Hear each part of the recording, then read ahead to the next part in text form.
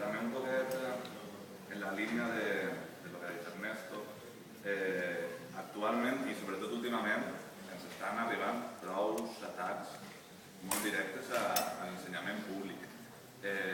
No és només d'ara, sinó que ve part d'un procés, però podríem fer una llista entre les quals les reclamacions d'Ernesto seria una més, però no l'única. I és la qüestió de les taxes, és la qüestió de les convalidacions que ara haurem de tornar a pagar una volta cursades, és una qüestió dels temes dels estudiants no comunitaris, però són moltes més. I a més tenim el problema de la dificultat pressupostària de la Universitat de València, que no és culpa nostra, però que ens ho deuen, per tant, és un problema nostre. Sobretot al País Valencià, que damunt es van concedir coses a les universitats privades, però bé. De tots aquests problemes, el que nosaltres pensem que hauríem de reaccionar i de fer és que per a nosaltres, dins de la Universitat de València, hi ha com un intent de ser neutral, un intent de no buscar una oposició, com un intent de no fer una confrontació i com un intent de la negociació constant encara que ens ataque. I això està bé, però està malament. Evidentment, la universitat pública ha de negociar-se i sentar-se a parlar amb totes les institucions públiques, però ha d'haver un moment en què es plante.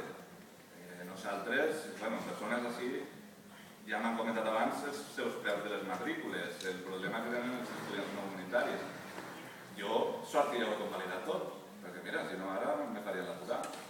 Però bé, la qüestió és, el que nosaltres pensem és que la universitat hauria de dir prou, això ve d'un procés, però ha arribat a un punt en què la cosa és insostenible. El problema també de l'entrada de les universitats, de les empreses privades, que ja vindrà, vull dir, això pot ser els inicis, però ja vindrà. I bé, a mi al final és que no m'estranya que la Universitat de València també es creen assemblees d'indignats, perquè és necessari, assemblees d'indignats, assemblees d'estes collons i d'estes ovàries, realment.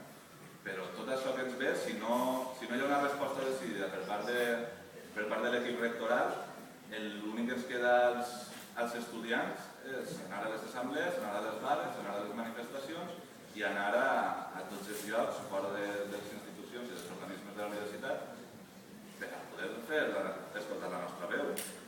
Ja s'ha dit moltes voltes i ho continuem dient, si l'equip rectoral i la comunitat educativa es planta cara, nosaltres ens posarem al costat i anirem darrere i ens posarem al seu costat.